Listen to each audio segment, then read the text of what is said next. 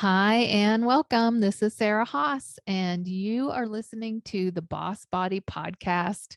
Thank you so much for being here. I am so happy that you're here, and I am so happy to be here with you today. On this week's episode, I am doing things a little differently because normally I have guests on that I interview or I do some kind of teaching or training myself.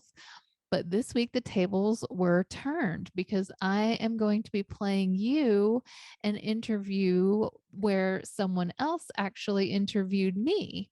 So I was interviewed by Andrea Lewis. She is the host of a radio show on iHeart Radio called Power EFT Tapping. If you don't know what EFT tapping is, you might want to look that up because it is a really awesome tool for weight loss and anxiety and all kinds of other things.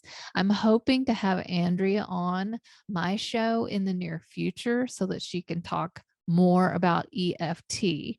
But Andrea was interviewing me about my own health journey and my experience with breast cancer and also with having a son who was diagnosed with type 1 diabetes and how all of this affected my health and my outlook and my perspective and how I use these experiences that I have gone through so that I can help others and how I have made that my life's work. So I really enjoyed being interviewed. We had such a great conversation, and I think you're really going to like it too. Hi, Sarah. Nice to meet you. I'm glad you're able to be on the interview today. Thank you so much. It's great to be here. Thank you. I'd like you to introduce yourselves to my listeners, those who connect every week, and just tell us who you are and your company, when you started your company, and what's in your toolbox that you use for your clients. Okay. Yeah, great. So my name is Sarah Haas, and I'm a women's weight loss and body love coach. And I mostly work with busy moms and professionals. And primarily it's weight loss, but we go a lot deeper than that because I want my clients to be healthy body, mind, and spirit. And you can't be healthy on the outside if you're not healthy on the inside. So it's more of a holistic weight loss program. And I have a podcast called Boss Body.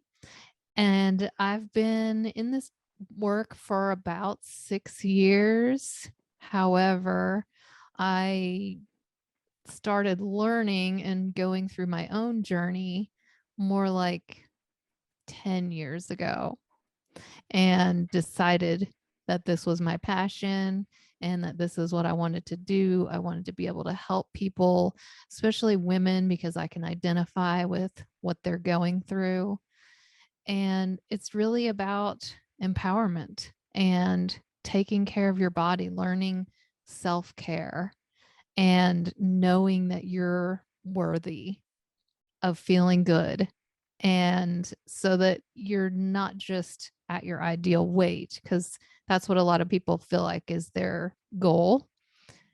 But really, it's about feeling good in your own body and being happy and healthy. Awesome. Thank you. You said a couple of things, but what I noticed on your website was your glow. Like even now, there's just like this glow, this energy, this aliveness. Is that a byproduct of your journey? Like, is this the result from what you've Oh, traveled? 110%. So part of my story is that in 2019, I was diagnosed with breast cancer at age 47. So I'm a single mom. I have two kids and not no family history, nothing. I'm super healthy. I'm a weight loss coach. I exercise. I'm a personal trainer. I teach fitness classes. So boom, this just you think you're doing it all right. And sometimes cancer doesn't discriminate. And so, yeah, I had all the things. I had 20 rounds of chemotherapy, 25 rounds of radiation. I had a mastectomy and 2 subsequent surgeries. So my body went through hell and back. And I call myself now Sarah 2.0 because I was able to get through it all, and I'm cancer free now. I'm completely healthy. I've been cancer free for 2.5 years. Thank you. And I attribute my health going in to not only being able to withstand the treatments, but I feel great now, Awesome. and the bouncing back, and I have such a deeper, richer outlook on life. So I feel physically wonderful, but emotionally, emotionally and spiritually, I've changed so much. And I think the glow is more about that than anything. Wow, that's awesome. And you can tell. And when you went through the 20 rounds of chemo and the mastectomies, what was in your toolbox then that you used?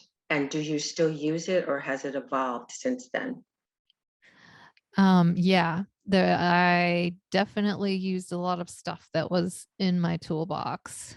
Um, it was it was tough though, because a lot of the days I was just so beaten down and so mad and sad. But overall, I have a really deep connection with a higher power, with the universe. And I've had other things happen in my past that seemed horrible at the time, and I grew so much as a result of them. And I truly believe that the universe is benevolent and is conspiring for my happiness and my success. And so I really just had to tap into that faith that, okay, girl, you're here for a reason. I don't know what it is, and it sucks, but you're here. So do it. Just get it done. And yeah, so mentally and spiritually, that was really what got me through it. And then physically, it was just caring for my body and giving it whatever it needed, nourishing it with good food, taking walks when I could to sort of detox from all the chemicals, and resting, lots and lots and lots of resting. How did you know to use those tools? Um, did you already know them at that point, or did you learn it as you went along by research? Because I know a lot of people, when it comes to traditional cancer therapies, Mhm. they may be for or against it, but at the same time, they do natural Yeah. um, things. So, did you Yes. already know that at that point, or you started doing your own research? Well, I did do my own research, but the cancer treatments, the medical cancer treatments are very effective. Hmm. And I usually do try to stay toward natural methods in my life, trying to get to the root of issues instead of just taking a pill or whatever. But in this case, this is life and death, and it is proven that breast cancer is highly curable with the drugs that they have. So, I mean, honestly, I did a lot of meditations around accepting the chemotherapy, because it's very counterintuitive to pump your body full of poison. Hmm. Yeah. So I researched meditations that would help me accept the medication as a healing um, elixir, as a Hmm. golden, loving, healing energy coming into my body to kill the cancer. And I feel like that visualization allowed it to happen and got rid of that conflict that was in my mind. But some of this does come naturally to me because of just my life and working with clients, and you know things that have happened in the past, like I said, that I came out better on the other side. So I knew that, and I really just had to tap in to Hmm. that. But I reached out to different practitioners, different acupuncturists and an osteopath and a therapist and a medical intuitive. So I just looked for everything and anything that I thought could help Hmm. and took what served me. And And it really, I always encourage people, like, get a community, get a team. If you need help with any big thing, it takes more than one resource to get hmm you there. hmm And the more support you have, the better you're going to deal with something. Oh, great. That's awesome. And your support system, was it already there or you added on to what was there? Well, I added some of the practitioners, that I mentioned, but Hmm. I had a very strong personal support system around me already. I have a very loving partner. I have two kids that are teenagers. I have my mom and a sister and brother and a group of friends. And Hmm. I mean, it was incredible, the outpouring of love and support, not just from my tight circle, but from people that I went to high school with and moms of some of the other kids that my child goes to school with, people just reaching out and sending meals and sending cards and praying for me. And so there was a lot of love, and I truly believe in the healing energy of love and prayer. So that was, that really, I was able to tap into that and it gave me strength. Did you find your, I'll say your faith, because you said tap into the energy of love and prayer. So Hmm. um, I'm going to say that's faith. Did you find it became stronger? And was it strong already or not as strong? Like, where do you feel you were? Like, on, say, a scale of 0 to 10, with 10 being high, the highest. Yeah. So faith is something that I have, that I think it's a lifelong practice, and you grow and change and it gets deeper. And I have always had some type of faith, Hmm. and definitely through life and through experiences. And I'm a big reader, big researcher. I've read up on lots of different religions and spiritual practices, and I do meditation and I do yoga, and I just believe that it's all one. Hmm. All of us are connected, the universe, the world, it's all God. It's all a higher power. It's all energy. It's all the universe. And everything will work out for the good. And I had a pretty strong faith going in, but I won't say that it wasn't shaken a little bit, Hmm. because this is like, how could you let this happen to me? I have two kids, and but I just kept coming back to it and saying, God, just do what you need to do with me. I'm here to learn lessons. I'm here to receive. And I think that's what happened. And I do think I came out on the other side stronger. It sounds like you surrendered and just gave God that worry, that care, and let Him do His thing. Yeah, I mean, I Mhm. won't say that I did it 100%. It's Mhm. hard. It's a Yeah. hard thing. And I'm more of a type A personality. I like to control, I like to plan things, and I'm the kind of person that's always taking care of others who are sick or in need. And I'm a mom and I'm a nurturer, and with my clients, I like to be the strong one who's taking Mhm. care of everybody else. So surrendering and being the patient and being vulnerable and weak, man, that was a hard one. That was a hard pill to swallow. Yeah, But because the you're the coach. message, Mhm. yes, Mhm. yes.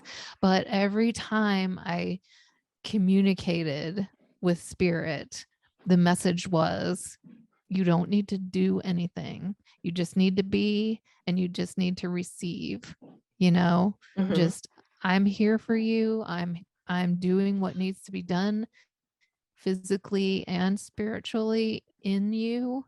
And so just be still. And that was a hard lesson because I don't like to be still. I like to go, I like to achieve, I like to work, I like to Yeah. accomplish.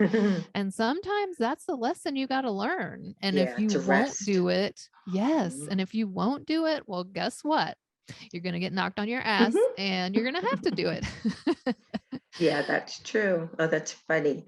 Um, I know before your diagnosis, what started you on this journey, I believe you can correct me, is that your son was diagnosed with type 1 diabetes.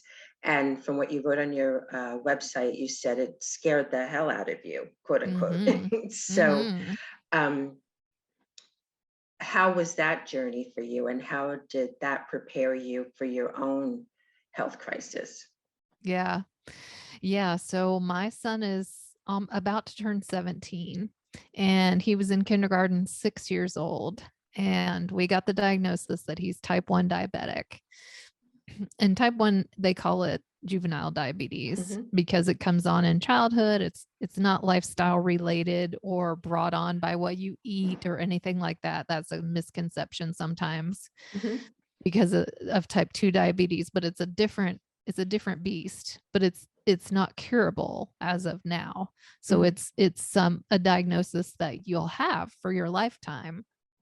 So there was a lot of grief and oh my goodness, if you're a mom, anyone who's a mom out there can relate that if something is going wrong with your child, if I could have taken it, I would have Hmm. absolutely.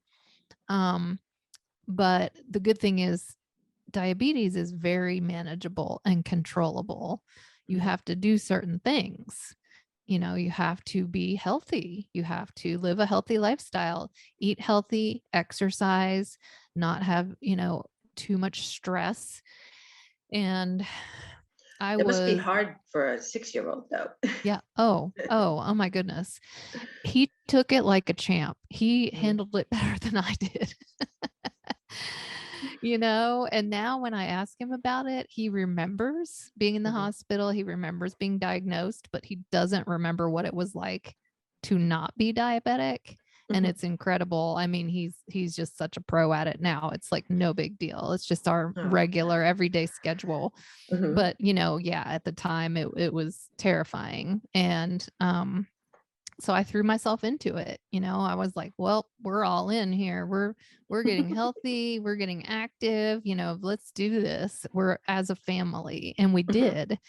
And you can see the proof in the pudding when someone's being medically monitored and you see what goes into your body and what the result is. Mhm. So you're checking blood sugar. So after you eat this, this is what your blood sugar does. After you eat that, this is what your blood sugar does.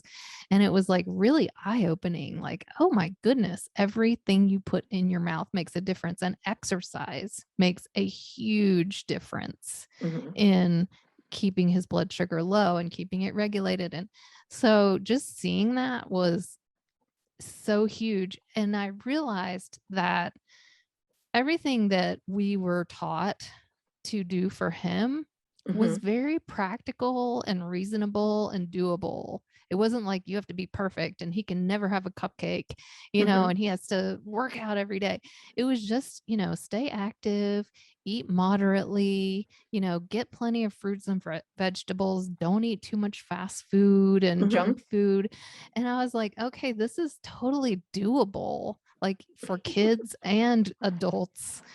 And that's when I went back to nutrition school because I was like, okay, I figured this out and I know I can help a whole lot of people with Wow. this. And So that's what got me to where I am now.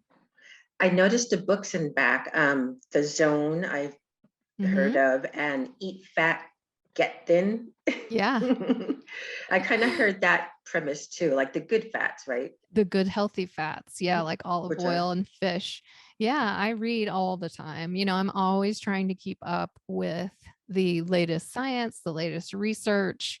I do ongoing continuing education all the time. Mhm. But I will say I do not subscribe to fad diets. I like to know about them. I Mhm. like to be educated because primarily the people that I work with have struggled for a while with weight cycling and Mhm. dieting off and on, the losing and Mhm. gaining. And I'm not a fan of fad diets, but I like to know what they've been doing Mhm. and just be educated so I can say, okay, here's why this isn't working.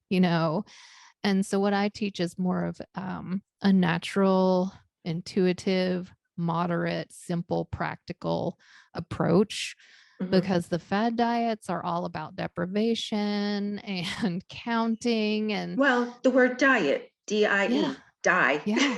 Oh, that's so true. I never thought about that. I Yeah, I never saw thought about that. Yeah, that. yeah. I'm like, oh Uh, wow. yeah, and it's miserable and miserable is not sustainable. Sustainable. Yeah, because you don't want to be miserable. We want to be joyful, although I think we Yes. forget that. And before we wrap up, this show is about the power of EFT tapping. So, Mhm. how do you know about EFT and how do you use the power of EFT tapping with yourself, with your client, with your family? Yeah. Yeah. So I was first introduced to EFT, I would say 5 years ago. A dear friend of our family and colleague introduced me to it, and she's an EFT practitioner. And I was just so fascinated. And what I loved about it is that it's a tool that people can learn to use for themselves, emotional freedom. And I like that Hmm. freedom. And I'm Yeah. someone who has suffered with anxiety for all of my life. Hmm. So anything I can ever learn that helps reduce anxiety is huge. And I attended the tapping summit a couple of years ago, and there were some speakers on EFT for weight loss. And I loved one of them did an example, and I loved how it was like forgiving yourself and accepting yourself. So, like, taking down that inner critic and that guilt and the shame and accepting and loving yourself so that you can move forward because that's what I teach my clients as well. Hmm. And tapping is just another resource. Like I said, pool all your resources, find different methods, different alternatives, and use what works for you.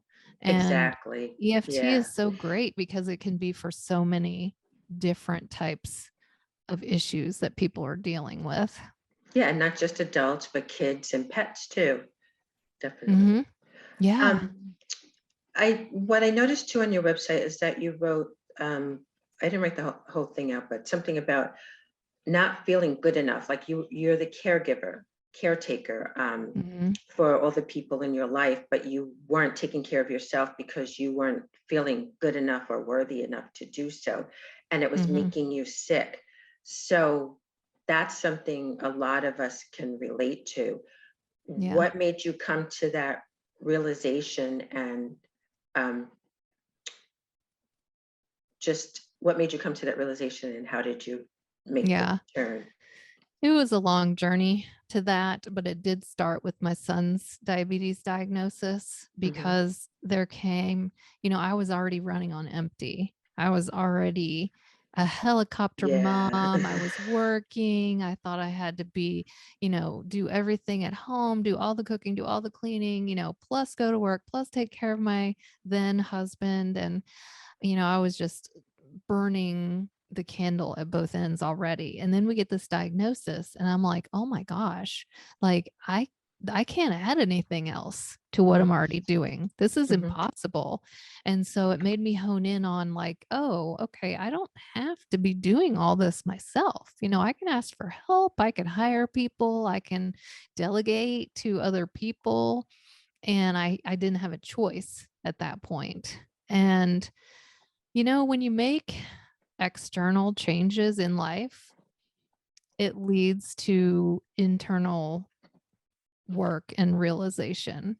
So Hmm. it's kind of like you fake it till you make it. Like you put one foot in front of the other and you start doing it. And then if you're open to it, inner wisdom kind of kicks in. And I I do. realized, yeah, I realized that, since childhood, everybody has childhood trauma. Mhm. Everybody has things that they've dealt with in their life. And when you're a child, you internalize everything. So if people around you aren't doing what they should be doing for you, you think it's your fault. And so you Yeah. think you have to achieve and accomplish and take care of everybody else in order to be worthy and in order to be loved and in order to feel enough. Mhm. And I was still carrying that out in my adult life. Mhm. And taking a step back and tuning in, slowing some things down Mhm. allowed me the mental space to start realizing that and doing the inner work to change. Awesome. How can um, the listeners reach you? Your social media, website, email. Yes, my website is sarahhaaswellness.com, and Sarah is Sarah, Haas, Haas, so two A's.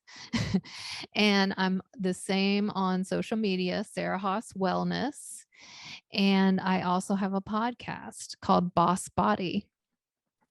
And I have a free weight loss jumpstart course for anyone that is interested who's looking to begin or get back on track with a weight loss journey and in a very holistic, simple, sensible, self care loving way. And you can get that on my website and on my social media. Awesome. Thank you, Sarah. I enjoyed this conversation. I wish we had more time to talk more because there's a lot of juiciness there. Yes, thank you so much. It was great. I enjoyed it so much. Thank you. And for the listeners, thank you for listening to the Power of EFT Tapping and Sarah Haas. And you can connect with me Sundays, noon Eastern on WNJRradio.com, which is also on iHeart Station. Now, thank you and have a great day.